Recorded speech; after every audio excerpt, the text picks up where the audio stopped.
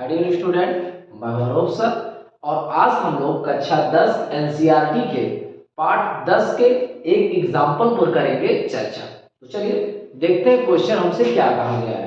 Question कहा गया आकृति 11.6 जो कि यहाँ पे आपको दिख रहा होगा में दर्शाए गए वृत्तखंड का क्षेत्रफल ज्ञात कीजिए। यहाँ पे एक वृत्तखंड है जिसपे छायांकित किया हुआ अर्थात रंगा हुआ है, इसी का हमसे क्या पूछ रहा है, क्षेत्रफल। यह वृत्त की त्रिज्या कितने का दिया गया है, 21 सेंटीमीटर। वृत्त की त्रिज्या हमको कितनी मिली है, 21 सेंटीमीटर। ठीक, अब अगर इस सवाल को ध्यानपूर्वक देखें तो यहाँ पे अगर हमें इसका क्षेत्रफल निकालना हो तो ये हमारा दो विधियों से संभव है।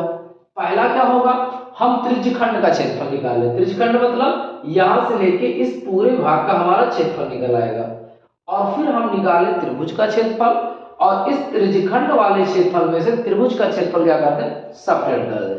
लेकिन सुनने में जितना आसान लग रहा है उतना है नहीं, क्योंकि अगर हम इस त्रिभुज का क्षेत्रफल निकालेंगे तो इसके लिए कहीं ना कहीं इसकी हमें हाइट निकालनी पड़ेगी और इसका आधार निकालना पड़ेगा, जो कि सवाल को थोड़ा सा बना देगा लेंथी। उससे इजी के लिए हमारे पास क्या है, डायरेक्ट हम लोगों को वृत्तखंड का फार्मूला ही पता है। डायरेक्ट आप वृत्तखंड का क्या लगा दीजिए, फार्मूला। तो वृत्तखंड का क्षेत्रफल का फार्मूला होता क्या है, θ/360 pi R square minus 1/2 R square sine theta. ठीक, इस वाले से हम लोग लगाएंगे। एग्जाम्पल में जो दिया गया है उससे आपको काफी लेंथी होगा और इससे हमारा काफी ज्यादा इजी होगा। चलिए देखते हैं। थीटा वाली वैल्यू हमारा कितना दिया गया है, 120। तो थीटा वाले जगह पे हमारा हो जाएगा 120 बटे हमारा 360 इंटू पाई की वैल्यू हमारी कितनी होती है, 22/7 और आर वाली वैल्यू हमारे पास कितना है, 21। चूंकि स्क्वायर था इसलिए क्या हो जाएगा, डबल बार माइनस 1/2।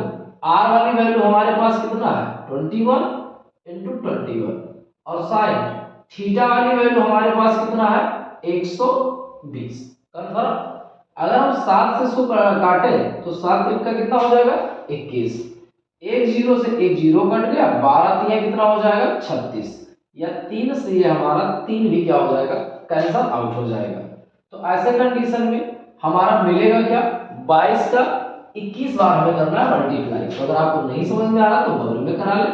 22 का किसमें, 21 में। यहाँ हमारा 2 हो जाएगा, यहाँ पर भी 2, यहाँ पे 4 और यहाँ पे 4। 2 2 जा 4, यहाँ हो गया 2, 4 और 2 हमारा हो गया 6 और यहाँ पे कितना है, 4। तो अगर हम इसका मल्टीप्लाई कराया तो हमारा कितना आ जाएगा, 462 माइनस 1/2 गुणे 21 का 21 से मल्टीप्लाई कराएंगे कितना आएगा, 441।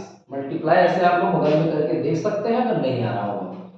साइन 120, अब साइन 120 अंश की वैल्यू हो सकता है आपको ना पता हो, तो साइन 120 को हम लिख क्या सकते हैं, अगर आप ध्यान से देखें तो साइन 120 को हम लिख सकते हैं साइन 90 प्लस 30 और साइन 90 प्लस थीटा हमारा होता क्या है, कॉस थीटा। तो इसको हम लोग क्या लिख सकते हैं, कॉस 30। तो साइन 120 के जगह पे हम कितना लिख सकते हैं, कॉस 30। और कॉस 30 अंश का मान तो आपको पता ही होगा, कॉस 30 अंश का मान होता है √3/2। कंफर्म। तो यहां से हम देखें तो हमारा कितना आ जाएगा, 462 माइनस, पहले कट रहा हो तो काट लेते हैं, फिलहाल कटेगा तो है नहीं, ऊपर का ऊपर मल्टीप्लाई और नीचे का नीचे। तो ऊपर हमारा हो जाएगा 441 √3/4।